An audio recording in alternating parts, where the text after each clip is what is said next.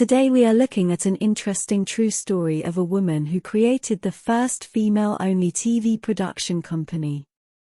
All of the staff were women, no men around. This woman explained that her reason for starting the company was that, she believed, if the right women were put together, they could work very well happily and safe in harmony away from the misogynistic controlling men, who made sure that female workers could not rise above the glass ceiling, even though in her current company she was a top TV executive producer. Watch till the end to see how this company did, if it survived at all. Are women really safe and amazing at working with just other women in the absence of men? Let's dive in. This woman had been working as a TV executive producer for big TV companies in top cities in USA. This sounds like an amazing dream job. She says it would have been a dream job, if she was male. As we know, in general, most women are never satisfied, the grass is always greener. Some women like this one, will use any victim narrative to justify their dissatisfaction. This woman literally had a top-shelf job, a job that most people, men or women, will dream of having, but she says she was unsatisfied because she thinks the job would have been a dream job if she was a man.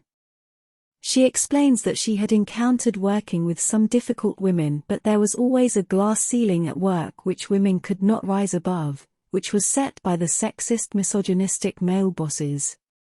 She literally means, women could not reach high positions because men discriminated and prevented them from getting those positions simply. This is why we say in general, women only see the men that are desirable to them, or the men that have the things that women want.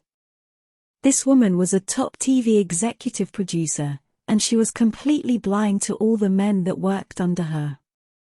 All she could see as the main problem, affecting women, was the men above her, and how it was unfair that there was an imaginary glass ceiling preventing women from rising. What about the men in lower positions than her? Can you imagine a top male supermodel, complaining that the reason he cannot get many catwalk opportunities and does not get paid as much as female models is because there are a group of really beautiful man-hating women that take all the runway and top catalog commercial jobs?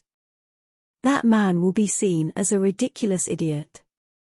But intelligent, highly competent women can whine about stupid things like this, and they will get their story covered by a top newspaper, and get paid for it. I am starting to think that women whining in media brings revenue to the media companies.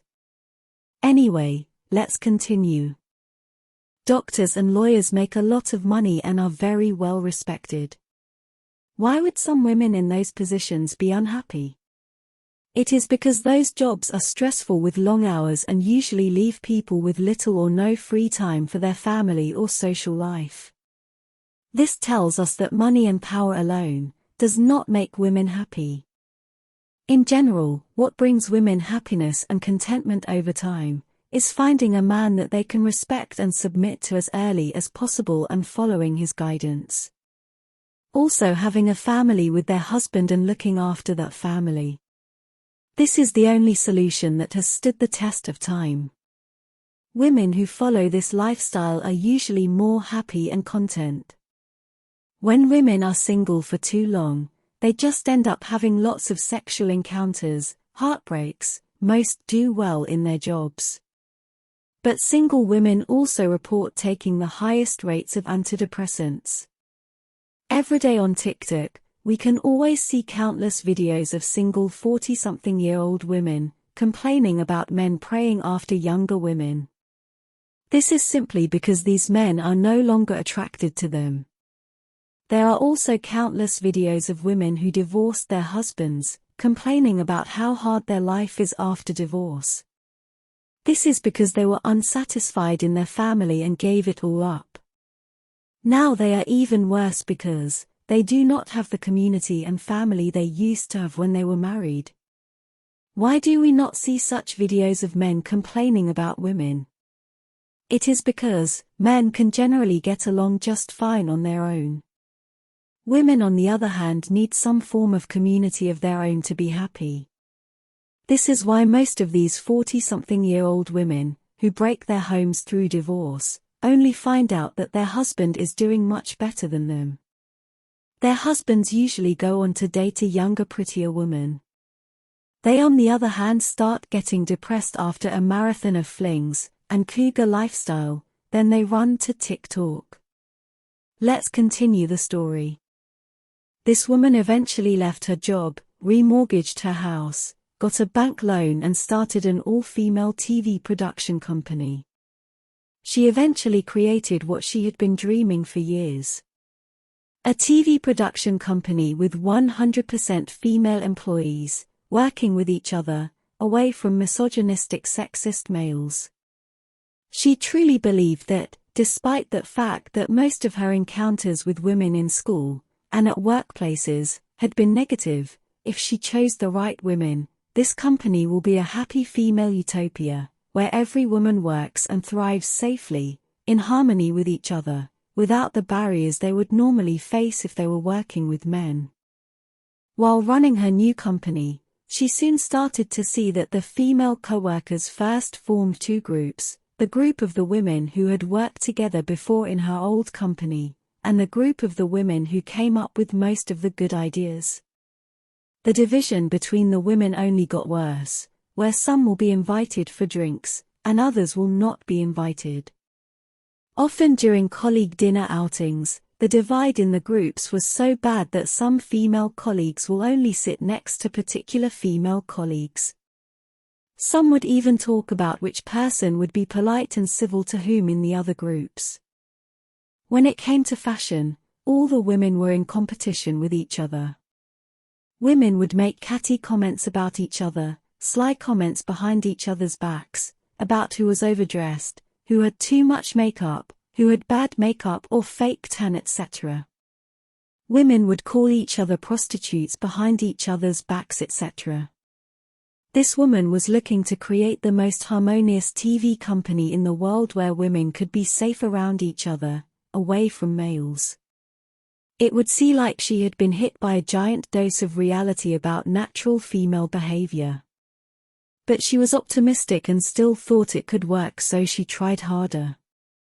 It got so petty that her deputy refused to promote a qualified competent female, because she could not tell the difference between two top fashion brand items.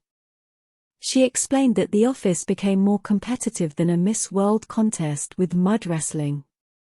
It got so petty that a friendship was even ended when a higher employee and a lower employee received the same expensive handbag as a Christmas present. And when the women realized they got the same bags, they gave each other fake compliments, and then their relationship never recovered from then. Women even compared their dress sizes. Two women accidentally bought the same pair of jeans. One said that it will look better on her because she was a size 8 and the other woman was a size 10. The competition made nearly all the women at work to go on a diet. These are the same women who complain that society sets unrealistic beauty standards for women, but when they are left just by themselves, most of their conflicts, competition and hatred for each other centers around beauty. Some of the skinny girls would even say about the slightly chubby girls that if they got that fat, they would end themselves. Women would often come late for work because they were having their hair dyed, and they would give every excuse under the sun for arriving late. She still tried to understand and treated them nicely because she really believed in would work.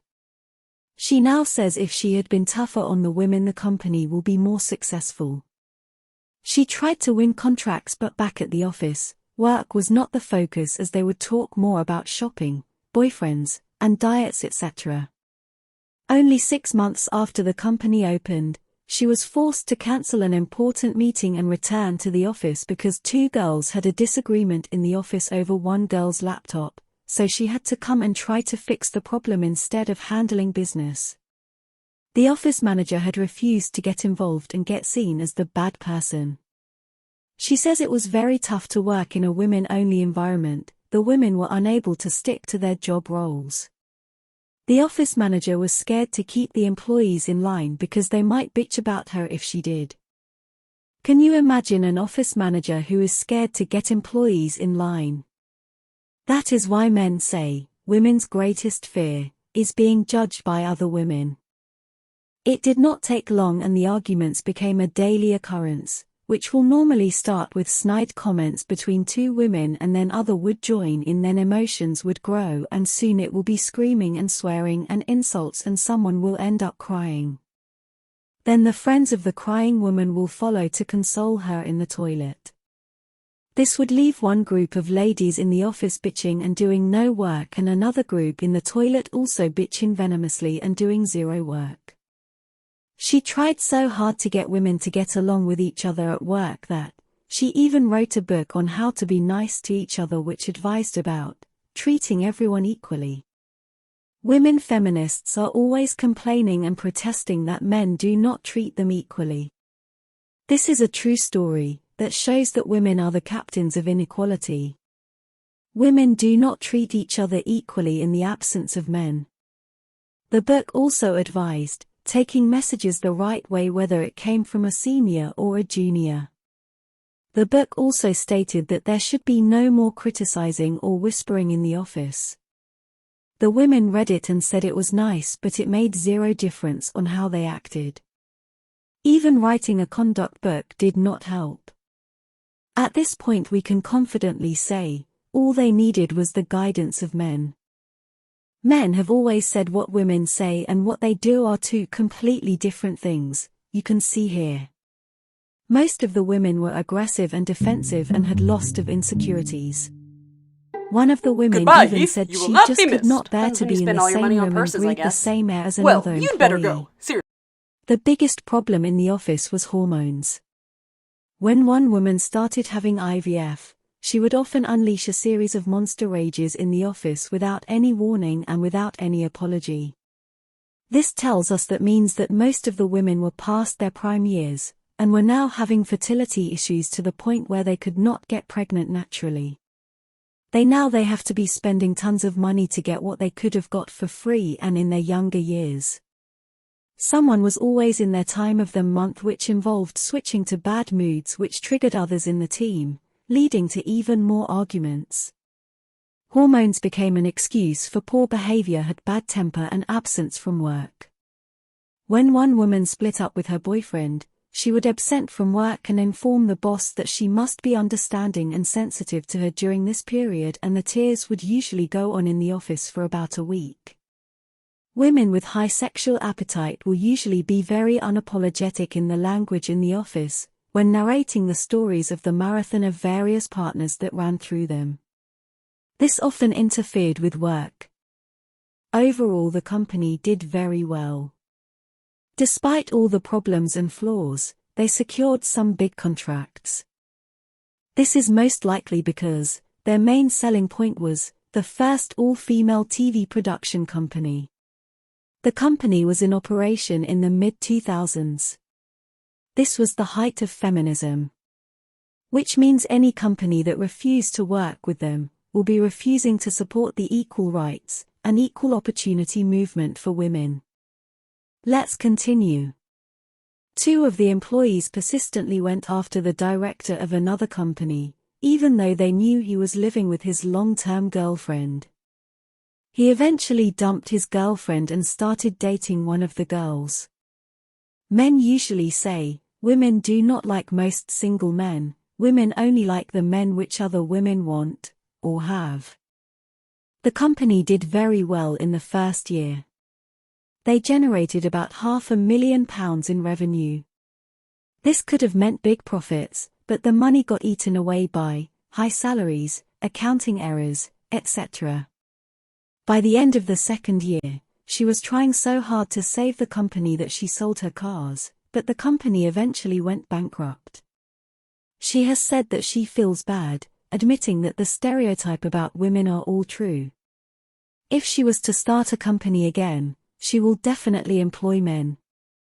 Or she will employ only men,